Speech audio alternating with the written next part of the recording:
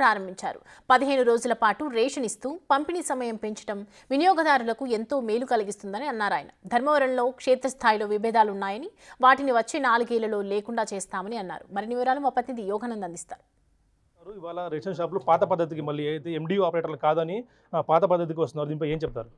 మనం దీన్ని పాత పద్ధతి కొత్త పద్ధతి కంటే అండి ట్రయల్ అండ్ ఎర్రర్ కింద మనం చూసుకోవాలా. ఎందుకంటే మనకు మొట్టమొదటిగా ఈ రాష్ట్రంలో సంక్షేమం అనేది ₹2 కిలో బియ్యం నుంచినే మొదలైంది. ఆ రోజు నుంచి మనకు సంక్షేమం అనేది ఫస్ట్ ప్రజల్లోకి గవర్నమెంట్ నుంచి ఉపయోగం ఏదైతే ఉందో దాన్ని బియ్యం ద్వారానే మొదలు పెట్టడం జరిగింది. మరి ఆ రోజు నుంచి ఎన్నో మార్పులు చెందుతూ ఈరోజు ఒక బెస్ట్ పద్ధతిని ఈరోజు తీసుకురావడం జరిగింది. గతంలో ఏదైతే పద్ధతి ఏదైతే ఉందో దాన్ని బెస్ట్ పద్ధతిగా ఈరోజు మళ్ళీ గుర్తించడం, దాంట్లో అనేకమైన మార్పులతో కొత్త విధానాలు కూడా దాంట్లో చేర్చుకొని, అంటే 15 రోజులు కంటిన్యూగా బియ్యం ఇవ్వడము, వికలాంగులకు కానీ లేకుంటే పెద్దలు ఎవరైతే ఏజ్ అయిన వాళ్ళు ఉంటారో వాళ్ళందరికీ మొదట 5 రోజుల్లోనే ఇవ్వడము, ఇవన్నిటి ద్వారా ప్రయారిటైజ్డ్గా ప్రజలకు అందాల్సిన బియ్యం ఏదైతే ఉందో క్లియర్గా వెళ్ళేటట్టుగా దాన్ని కూడా ప్రిపేర్ చేసుకోవడం జరిగింది. పాత పద్ధతిలో కొన్ని అసౌకర్యాలు ఉన్నాయి. ఎందుకంటే ఇంటింటి వరకు అని చెప్పి పెట్టడము, సో ఆ ఎక్స్పెరిమెంట్ అనేది ఫెయిల్యూర్ కింద తీసుకొని ఈ గవర్నమెంట్ దాన్ని మార్పు తీసుకొచ్చింది. దాంట్లోనూ ముఖ్యంగా ఈరోజు సివిల్ సప్లైస్ మినిస్టర్ గారు మనకు నాదెండ్ల మనోహర్ గారు ఎవరైతే ఉన్నారో ఆయన డే 1 నుంచి కూడా ఈ దొంగ బియ్యం అనే దాన్ని బయటికి వెళ్ళేదా, ఎందుకంటే బయట సరఫరాను ఆ రోజు పవన్ కళ్యాణ్ గారు కావచ్చు, నాదెండ్ల మనోహర్ గారు కావచ్చు, ఆ రోజు వెళ్ళి ఆపడము, దాని మీద గట్టిగా వాళ్ళు ఫైట్ చేయడం వల్ల కూడా చాలా వరకు ఈ బియ్యం ఎగుమతులు బయటికి వెళ్ళిపోయేది కూడా చాలా వరకు కంట్రోల్ చేయగలుగుతున్నారు. వాళ్ళు కూడా కింద ఉన్న ఆఫీసర్స్కి కానీ అందరికి కానీ వాళ్ళ పైనుంచి గవర్నమెంట్ సపోర్ట్ ఇవ్వడము. సో ఇప్పుడు ఆర్డీఓ గారు కావచ్చు, లేకుంటే ఉన్న పోలీసులు కావచ్చు, అందరూ కూడా దాన్ని పాజిటివ్గా తీసుకొని దాని మీద మంచి ఫైట్ చేస్తున్నారు. సో ఈ క్రమంగా 1 by 1 దీంట్లో చాలా ప్రక్షాళనలు చేసుకుంటూ ముందుకు తీసుకురావడము, దాంట్లోనూ ప్రజలకు ముఖ్యంగా ఏదైతే గవర్నమెంట్ నుంచి లబ్ధి చేకూరాలనుకుంటున్నారో ప్రజలకి అది ఖచ్చితంగా డైరెక్ట్ ప్రజలకు చేరేటట్టుగా ఉండేటట్టుగానే ప్రయత్నం. గత 5 ఏళ్ళు కూడా రేషన్ మాఫీ నడిచిందని చెప్తున్నారు, బయట ఆరోపణలు వస్తూ ఉన్నాయి. మనం దాని తగ్గట్టు కాకినాడ నుంచి బియ్యం అనేక దేశాలకు ఎగుమతి అవ్వని చూసాం. గతంలో మీ అమ్మ సివిల్ సప్లైస్ మినిస్టర్ కాబట్టి దాన్ని అరికట్టేందుకు ఎటువంటి చర్యలు తీసుకోబోతుంది? మొట్టమొదటిగా అండి ఈరోజు ఇందాక నేను చెప్పినట్టుగా ఎన్నో మార్పులు తీసుకుని ఫస్ట్ ఈ పాస్ మిషన్ అనేది పటాల్సిన తమ సివిల్ సప్లైస్ మినిస్టర్గా ఉన్నప్పుడే దాన్ని తీసుకొని రావడం జరిగింది. ఎందుకంటే ఈవెన్ గిడంగల్లో కూడా ఇక్కడ నుంచి బయటికి ఏవైతే బియ్యం వెళ్తున్నాయో దాన్ని కరెక్ట్ పద్ధతిలో వెళ్ళట్లేదు, దొంగగా తీసుకుంటున్నారు, కొంతమందికి అందట్లేదు అనే ఆలోచనలో దాన్ని ప్రక్షాళన చేసే పద్ధతిలోనే ఈరోజు ఈ పాస్ మిషన్ని ఫింగర్ ప్రింట్ దీన్ని తీసుకొని రావడము ఒక ప్రయత్నం అనేది ఆ రోజు నుంచి మొదలవడం జరిగింది. సో ఈ సివిల్ సప్లైస్లో అదొక మేజర్ చేంజ్ అనమాట. ఎందుకంటే ఆ రోజు ఉన్న పరిస్థితుల్లో ఇక్కడ బియ్యం అనేది ఇట్లా మీరు చెప్పినట్టుగా బయటికి ఇది స్మగ్లింగ్ అవుతుంది అనేది ఏదైతే ఉందో దాన్ని మొట్టమొదటిగా ప్రైమరీగా ఇక్కడే తుంచేయాలనే ఆలోచనతోనే ఆ కార్యక్రమాన్ని దాన్ని మొదలుపెట్టడం జరిగింది. కానీ ఆ రోజు మొట్టమొదటిగా దాన్ని చేయడం ఈ పాస్ కొత్తగా ఉంటుంది. ఎందుకంటే నెట్వర్క్ కానీ లేకుంటే ఫింగర్ ప్రింట్స్ కానీ దాంట్లో ఉన్న సిస్టమ్ని ఆపరేట్ చేయడం కానీ ఇటువంటి ఇష్యూస్ వచ్చినప్పటికీ ఈరోజుకి అలవాటైపోయింది. ఒక మంచి పద్ధతిని దీంట్లో ఇంక్లూడ్ చేశామనే మనస్తృప్తి ఈరోజు పరిటాల సునీత గారికి కావచ్చు, లేకుంటే దాని నుంచి అరికట్టగలిగిన ప్రాబ్లమ్స్ ఏవైతే ఉన్నాయో దాన్ని అరికడుతున్నాం అనేది కూడా ఈవెన్ గవర్నమెంట్ కూడా సాధించుకోగలిగింది. పొలిటికల్గా వస్తే మహానాడు ముగిసింది, చాలా హ్యాపీగా అంతా ఉన్న టీడీపీ నేతలు. కానీ వైసీపీ నేతలు మాత్రం ఈ దగానాడు నారా లోకేష్ని ప్రమోట్ చేసేందుకు అంతా చేస్తున్నారంటూ కూడా ఆరోపణలు చేస్తూ ఉన్నారు.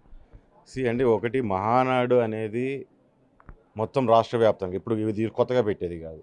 ఎన్టీఆర్ గారు ఫస్ట్ పార్టీ పెట్టినప్పటి నుంచి మహానాడు అనేది ప్రజల్ని నాయకులు ప్రజల్లోకి ఏ రకంగా వెళ్ళాలి, ఏ రకంగా ప్రజలతో మమేకం అవ్వాలి, ప్రజల్లో ఎటువంటి సమస్యల్ని వాళ్ళు పికప్ చేయాలి అనే దాని మీద 3 రోజులు క్లాసులు పెడుతూ నాయకుల్ని ట్రైన్ చేసి బయటికి పంపించే ఒక పెద్ద పండుగగా దాన్ని భావించేవాళ్ళు.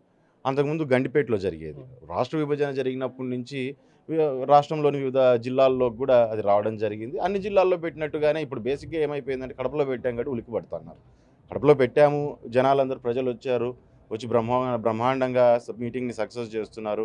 అక్కడ ఉన్న వాళ్ళు చంద్రబాబు నాయుడు గారు కానీ, నారా లోకేష్ గారు కానీ, లేకుంటే పార్టీలో ఇతర నాయకులు కానీ ఈరోజు రాష్ట్రం గురించి, రాష్ట్ర బాగు గురించి, వాళ్ళు పెట్టిన ప్రతిపాదనల గురించి, దాని మీద డిస్కషన్ జరిగిన దాని గురించి చూసుకొని అరే ప్రజల్లోకి ఈ మేరగా ఉన్న సమస్యల్ని ఏ రకంగా సాల్వ్ చేస్తామనే సొల్యూషన్స్ని చెప్తుంటే మేమేమన్నా వెనకబడిపోతామేమో అనే ఆలోచనతో ఫస్ట్ కరోనా అన్నారు, తర్వాత రకరకాల స్టెప్స్ తీసుకుంటూ దాని మీద ఒక దుష్ప్రచారం అనేది తీసుకొస్తున్నారు. ఈరోజు ఒకటి చెప్తున్నాము, ఇది ప్రతి జిల్లాలో జరిగినట్టు కడపలో జరిగింది, దానికి ఉలికిపాటు అవసరం లేదు.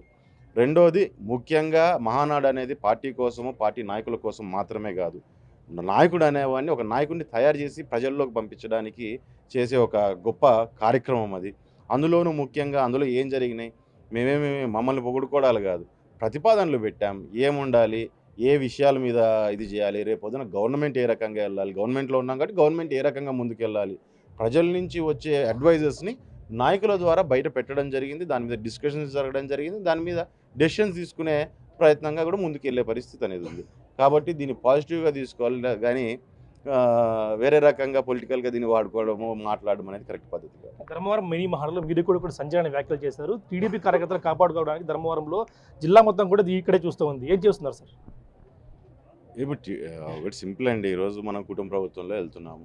టీడీపీ కార్యకర్తలు ఉంటాయి చిన్న చిన్న డిస్టర్బెన్సెస్ అనేటివో, లేకుంటే మనస్పర్ధలు అనేటివో గ్రౌండ్ లెవెల్లో చిన్న చిన్నవి ఉంటాయి. అన్ని సర్దుబాట్లు చేసుకుని మనం ముందుకు వెళ్ళాల్సిన అవసరం ఉంది. ఈరోజు తెలుగుదేశం కార్యకర్తలందరూ ఒక మనస్తత్వాన్ని నేను చెప్తాను. ఏ రకంగా ఉంటుందంటే మాదేదో జరగాలి, మేము ముందుకు రావాలనే దానికంటే కూడా మా ఊర్లు బాగుండాలి, మా ప్రజలు బాగుండాలి అనే ఆలోచన ఈ రోజు నుంచి కాదు. మా నినాదం అనేది ఇది పార్టీ పుట్టినరోజు నుంచి ఈ రోజు దాకా గత 43 ఏళ్ల నుంచి ఇదే నినాదంతోనే ప్రజల్లోకి వెళ్తున్నాం. ప్రజలతో పాటు కలిసి ముందుకు నడుస్తున్నాం.